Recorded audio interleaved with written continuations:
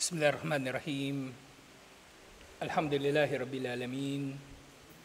Assalatu wassalamu ala asyrafil anbiya'i wal mursalin. Nabiyina Muhammadin wa ala alihi wa sahbihi ajma'in. Assalamualaikum warahmatullahi wabarakatuh. So inshallah Aqidah, chapter 31 ng Kitabut Tauhid. Babu qawlillahi ta'ala, wa minan nasi may yattakidu min dunillahi andada yuhibbunahum kahubbillah. Meron daw mga tao na itinuturing nila ang iba paliban kay Allah bilang mga andad. Natalakay na natin to, ang mga andad, ginagawa nilang karibal ni Allah, kaagaw ni Allah sa pagka-Diyos, sa pagka-Panginoon at iba pang mga bagay. At syempre sa pagmamahal. Yuhibbunahum kahubbillah. Minamahal nila mga Diyos-Diyosan nito katulad ng pagmamahal nila kay Allah subhanahu wa ta'ala. Ito ay bahagi lang nung aya doon sa Suratul Baqarah verse 165. At meron pa itong karugtong. Yung unang bahagi nito ay tumutukoy sa ginagawa ng mga musyrikin na sila nga ay kumukuha sa iba paliban kay Allah bilang mga karibal ni Allah. Yung andad nga, kumbaga sa pamagitan ng mga andad na ito, pinagkakaitan nila si Allah ng pagsamba. Samantalang ang pagsamba ay marapat kay Allah lamang. Lahat-lahat ng nag-iisa at walang katambal, pero itinutuon nila ito sa kanilang mga andad. Na dito ang mga tagut at ang mga Diyos-Diyosan, tinatawag sa ganitong pangalan andad bilang pagbibigay diin sa kung paano silang kinikilala ng mga tao na karibal ni Allah. Karibal ni Allah. Na sa halip na kay Allah lamang ang pagsamba, itinutuon nila ito sa iba. Karibal, as in katulad lang din kung paano nagkakaroon ng karibal ang tao. Karibal ng tao sa negosyo.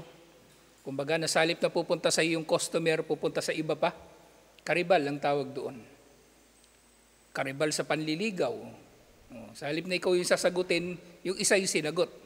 So sa ganitong konteksto, natin higit na maunawaan kung gaano katalino ang pagkakalahad ni Allah sa Quran. Na siya bilang Panginoon ng mga nilikha, ang lahat ng kanyang mga sinasabi sa Quran ay hindi random. Meron itong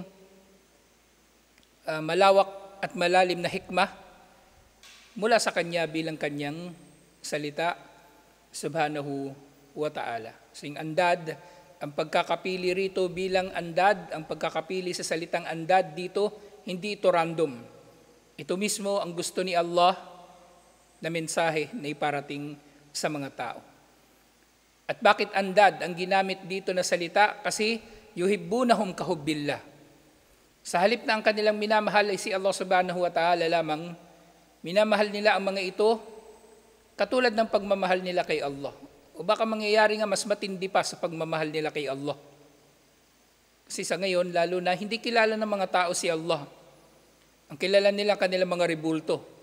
Si Jesus, Maria, mga santo, mga anghel, lalong-lalo na parating na naman ang piyesta ng Nazareno.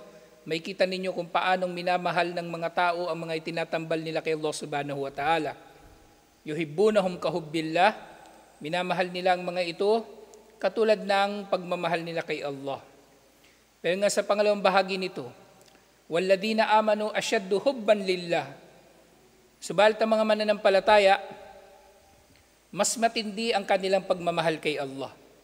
Ibig sabihin, yung kuffar at musyrikun, kung minamahal man nila si Allah, mas matindi ang pagmamahal ng mga mananampalataya kay Allah. Kasi ang pagmamahal nila, puro, dalisay para lamang kay Allah subhanahu wa ta'ala. Walang kaagaw. Walang kaagaw. Nang pagmamahal niya ay naibibigay lamang, halimbawa ang Muslim, ang pagmamahal niya ay nabibigay lamang niya kay Allah. Nang walang kaagaw. Halimbawa niyan, kung yung lalaki, di ba?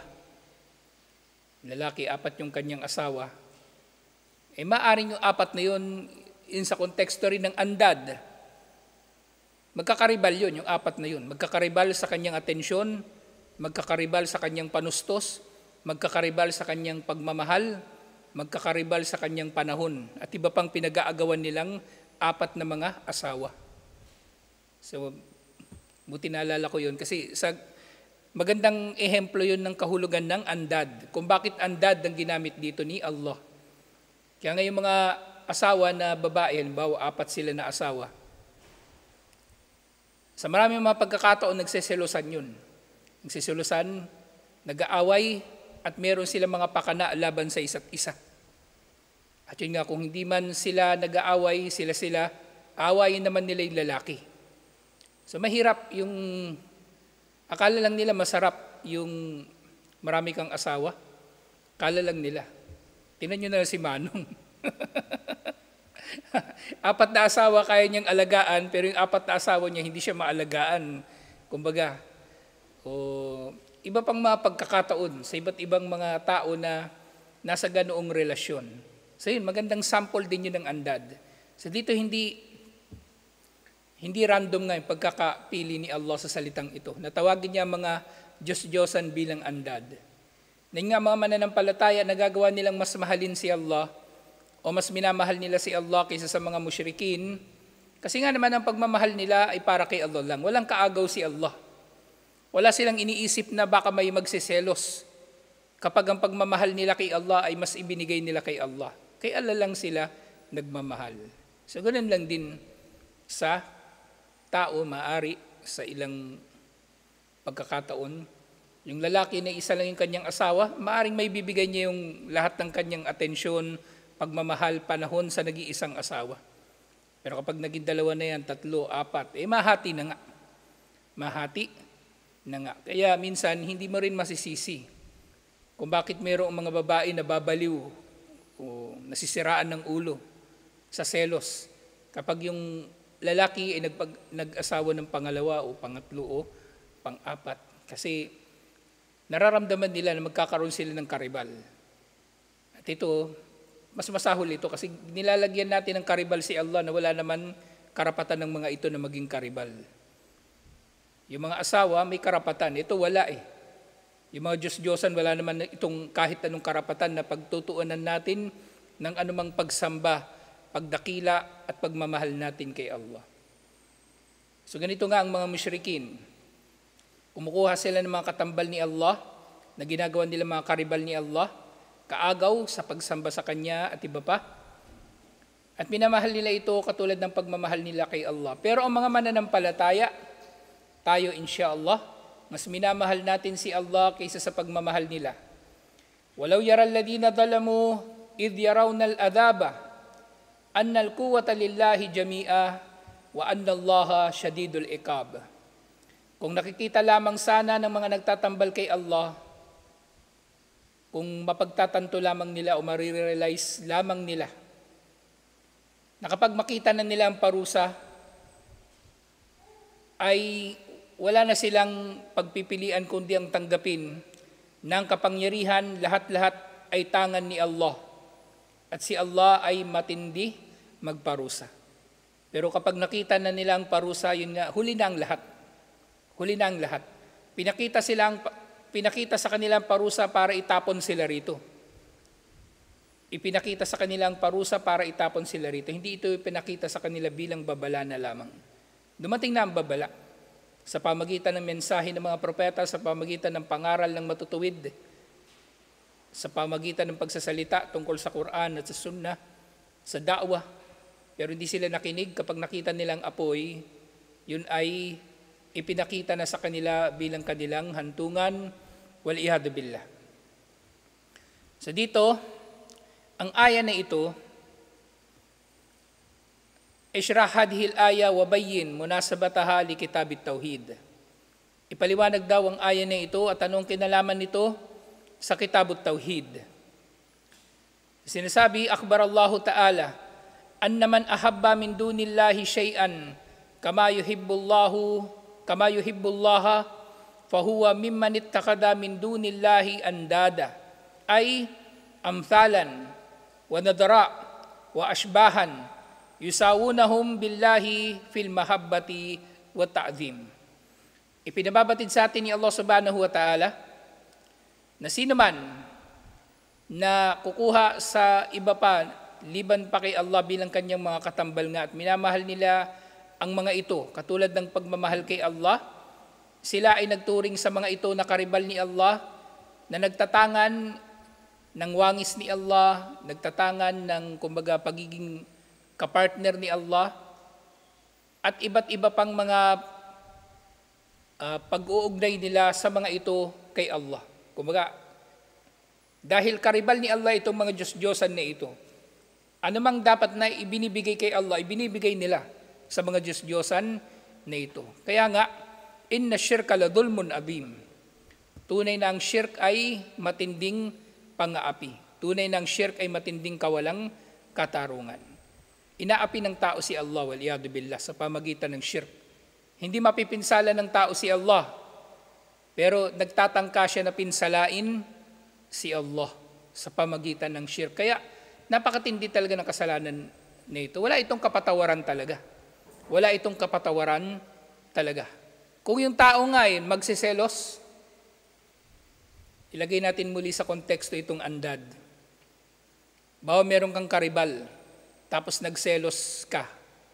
Sukdulang papatay ka. Kaya nga, maririnig ninyo minsan sa mga balita, sasabihin sa balita, ang motibo, crime of passion. Kumbaga, ang pumatay doon sa kanyang asawa o pumatay doon sa kalaguyo ng kanyang asawa dahil sa matinding selos. At kumbaga, ang selos, ito nga yung pakiramdam ng tao na mas minamahal niya ang iba. At meron itong masamang epekto sa kanyang psikolohiya. Meron itong masamang epekto sa kanyang psikolohiya. Kasi nga karumal-dumal talaga ito, kumbaga na pakiramdam na magsiselos ang tao, lalong-lalo na kung walang katarungan ang dahilan ng kanyang pagsiselos. O kaya nagsiselos siya sa isang kawalang katarungan o dahil sa kawalang katarungan. Kumbaga nakikita niya yung asawa niya mas gumugugol ng panahon sa ibang babae, mas gumugugol ng pera sa ibang babae, magagalit talaga yun. Magagalit talaga yun. Kahit may karapatan pa yun. Bawa, nanay nung kambal, sample lang natin nagagalit siya kasi yung tatay nila mas kasama yung ibang tao. Kung tutuusin, may karapatan yung pangalawang asawa, may karapatan. Pero nagkakaroon ng kawalang katarungan. Paano pa kaya dito? Wala namang karapatan ng Diyos-Diyosan.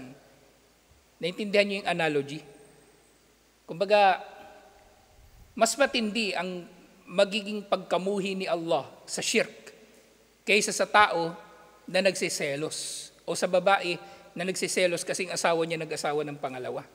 Mas matindi. Kaya nga ang shirk wala talagang kapatawaran. Ang tao sukdulang papatay dahil sa selos. At si Allah, meron siyang karapatan na magselos. Kahit sa Bible, inilalarawan si Allah bilang mapanibughuing Diyos. Diyos na seloso. Ayaw niya na pinagtatambalan siya. At ganoon din sa Quran at sa mensahe ng relihiyong ito. Ang gusto lamang ni Allah ay ang sasamba tayo sa Kanya ng nag-iisa at walang katambal. At pinakakamuhi-muhi sa Kanya, nasasamba tayo sa iba paliban sa Kanya. So muli, inilalagay natin sa konteksto yung andad. Bakit andad ang tawag ni Allah doon sa mga itinatambal ng mga tao sa Kanya, waliyadu billah? Nakakakilabot isipin na yung tao ay magtatambal kay Allah ng anuman. Nakakakilabot isipin na ang tao ay magtatambal ng anuman kay Allah. Kasi kumbaga, hindi ba siya nag-iisip na ang lahat ng pinakikinabangan niyang biyaya nanggagaling lang sa nag-iisang Panginoon na tagapaglikha at tagapamahala sa mga nilikha. Tapos sa iba siya magpapasalamat, sa iba siya magpupuri, sa iba siya hihingi ng tulong, sa iba siya mananalangin.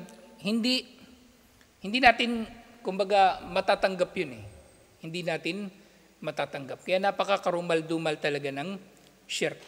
Kaya ngayong aya, Inna Allaha la yaghfiru ay yushraka bihi wa yaghfiru ma duna dhalika liman yasha. 2 beses yun binabanggit sa Quran. 2 beses. Yung aya na yun, na tunay na si Allah ay hindi magpapatawad sa kasalanan na siya ay pagtatambalan. Kasi nga karumal-dumal. Pero yung iba pang kasalanan liban pa doon na mas mababa pa sa shirk, maaring patawarin ni Allah kung gugustuhin niya. Maaring patawarin ni Allah kasi ang shirk ang pinakakarumal-dumal na kasalanan. Ang kinalaman ng chapter na ito, o ang kinalaman ng aya na ito sa chapter, wa munasabatul aya li kitabit tauhid, ang kinalaman ng aya na ito sa kitabut tauhid, anna man ahabba ahadan kama yuhibbullaha faqad asyraka asyirkal akbar al munafi lit tauhid. Na sino man ang magmamahal sa iba pa liban kay Allah at mamahalin niya ito ng katulad ng pagmamahal niya kay Allah, ibig sabihin ka-level ng pagmamahal niya kay Allah, siya ay nakagawa ng syirkul akbar, malaking syirk na taliwas sa tauhid. Nagiging kafir ang gumagawa nito. Yung gawin pa lang niya na magkapantay ang pagmamahal niya doon sa rebulto at kay Allah, shirk na, kufur na, paano pa pag mas mahal niya yung rebulto? Paano pa pag mas mahal niya yung Nazareno o yung Santo Niño? Di mas masahol na kasalanan. So merong isang aya sa Surah At-Tawbah verse 24 na may kinalaman din dito.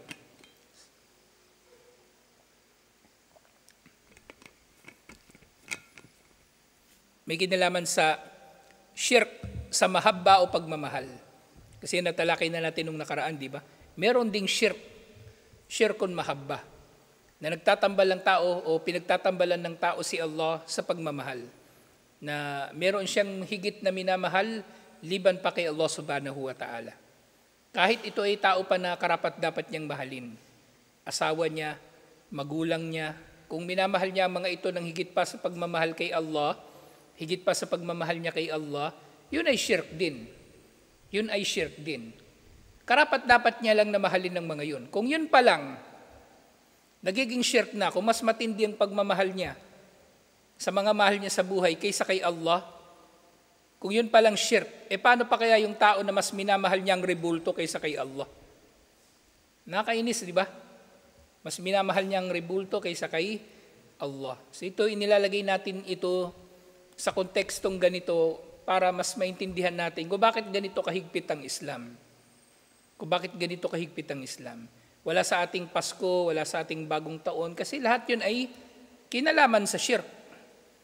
Kung tayo mag-celebrate ng Pasko o bagong taon, nagkaroon tayo ng kinalaman sa shirk at dapat wala tayong kinalaman doon. Kasi ang kahulugan nga ng Islam, di ba? Al-istislamu lillahi bit-tauhid wal inqiyadu lahu bit-ta'ah wal bara'atu minasyirki wa ahli.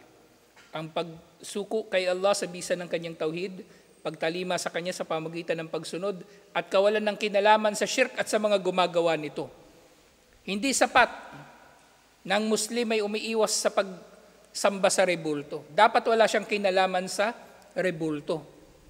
Dapat wala siyang kinalaman sa rebulto, katulad ng mga pagdiriwang para sa mga rebulto na ito.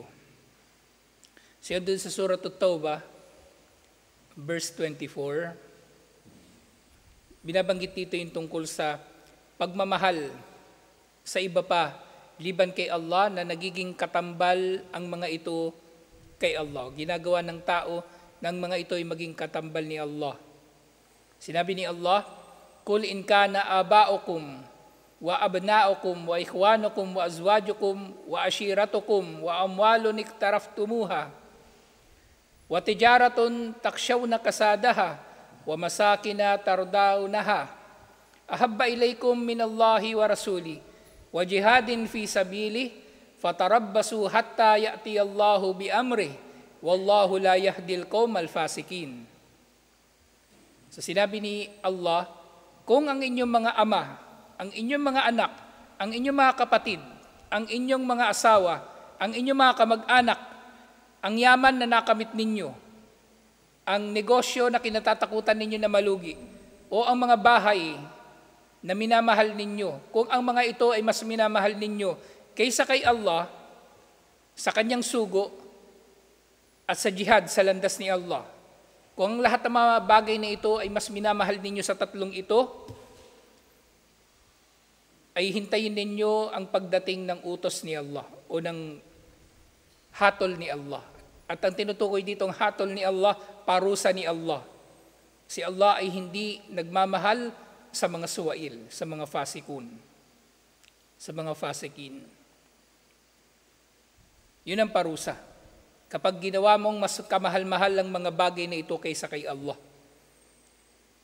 Halimbawa niyan, paano mangyayari ito? Kapag yung tao, mas inuuna niya yung pag-aaral kaysa sa sala, halimbawa, o negosyo kaysa sa sala, maaaring nagkakaroon ka na ng shirk o nagtatambal ka na kay Allah. At yun nga, uli-ulitin natin, ito karapat dapat mo lang mahalin, di ba? Karapat dapat mo lang mahalin yung tatay mo, yung anak mo, yung kapatid mo, asawa mo, kamag-anak mo, karapat dapat mo lang yun mahalin. Paano pa kaya yung hindi naman karapat dapat mahalin, katulad ng mga rebulto? Di mas masahol, mas matindi. Kung itong mga tao na ito, o mananampalataya pa, di ba? Pero mas minamahal nila itong mga to. Halimbawa, nakakalabag sila sa tauhid. Paano pa kaya yung nagmamahal sa rebulto? Kaya mas malinaw sa atin ngayon na napakakarumal-dumal talaga ng shirk. Napakakarumal-dumal ng shirk. Kasi nga, itong aya na ito,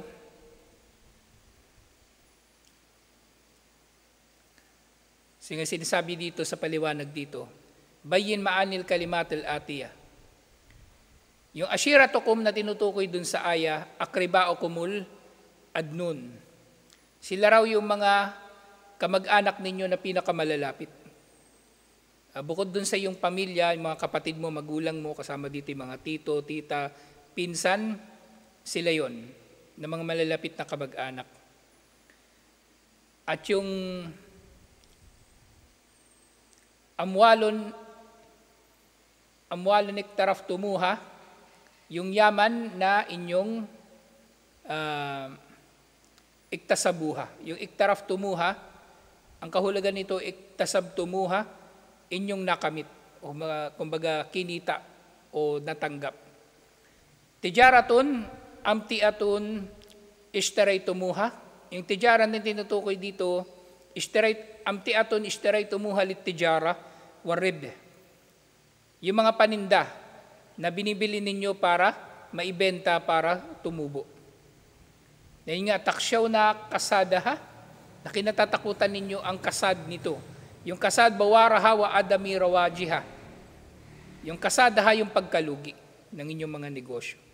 At yung masakin tardaw na ha, manazil tu'jibukum lil ikama. Yung mga bahay na gustong-gusto ninyo na tirahan, manazilun tu'jibukum lil ikamati biha. At yung fatarabbasu, ibig sabihin ng fatarabbasu, intadiru mada yahillu bikum minal ikab. Hintayin ninyo kung ano ang nararapat sa inyo na parusa waliyadu billah.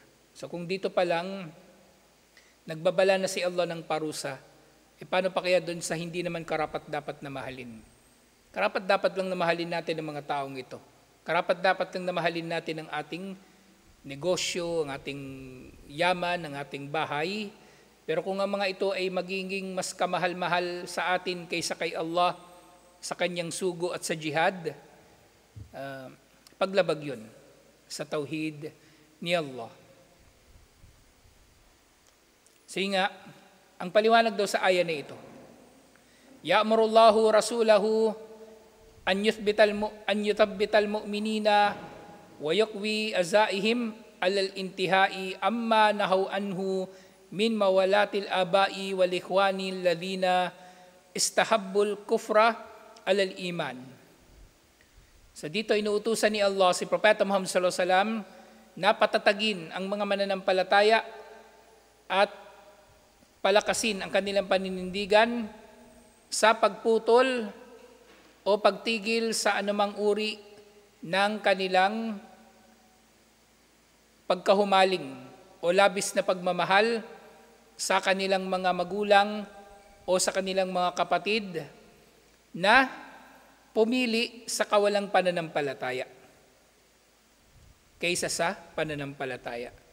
Kumbaga dito, ipinapakita ni Allah kay Propeta Muhammad sallallahu alaihi wasallam na sabihin mo sa kanila na hindi sila karapat-dapat na mahalin. Nang tinutukoy dito syempre yung pagmamahal na higit pa sa pagmamahal kay Allah. Maaari silang mahalin, oo, pero kapag sila ay tumataliwas na kay Allah, katulad halimbawa sa Badar, ang totoo niyan sa Badar, nagkasagupa doon yung mga magkakamag-anak. Nagkasagupa doon ang mga magkakamag-anak sa Badar. Pero hindi sila pinigilan ng pagiging magkamag-anak nila. Pero nangyari talaga na nagkasagupa yung mga magkakamag-anak doon sa Badar. At pinanindigan nila yun kasi ito ang utos ni Allah. Ito ang utos ni Allah na higit nilang mamahalin si Allah, ang kanyang sugo at ang jihad. Hindi ang kanilang magulang, kapatid, asawa, malapit na kamag-anak, o anumang yaman na meron sila. Na dito, dinugtong nga rito,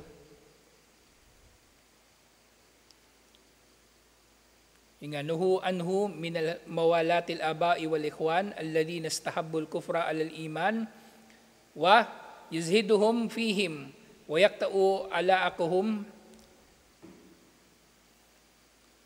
an zaharifud dunya ala wajhi tawbihi wat tarhib. Si Allah subhanahu wa ta'ala dito ipinahayag niya mga ito ng sagayon ng mga sahaba radhiyallahu anhum. Bukod doon sa mawawalan sila ng kinalaman sa kanilang mga minamahal sa buhay na mas pumipili sa kawalang pananampalataya at magiging mas loyal sila kay Allah, kay Propeta Muhammad sallallahu alaihi wasallam at sa jihad. Ito rin ay aya na kumbaga magdudulot inshallah at ito nga naging epekto talaga. Nagdulot na mawalan sila ng interes, mawalan sila ng gana sa anumang bagay na may kinalaman sa mundo na ito. Mga material na bagay. Mga material na bagay. Kaya nga doon sa hijra, nang naghijra sila, eto pinahayag to sa Madina. Pero nalalaman natin, doon pa lang sa hijra, meron ng ganitong pag-unawa ang mga sahaba. Kaya nga nung naghijra sila patungo sa Madina, wala talaga silang halos daladalang yaman. Kasi biglaan lang silang tumakas at palihim.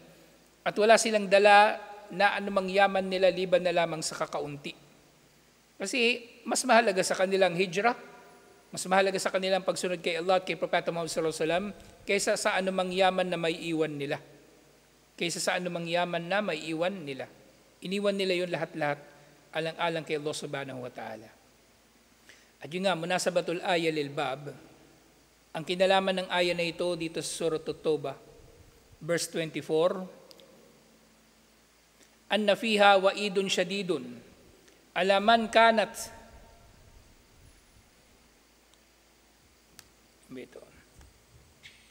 alaman kanat thamaniyatu ahabba ilayhi min dinihi.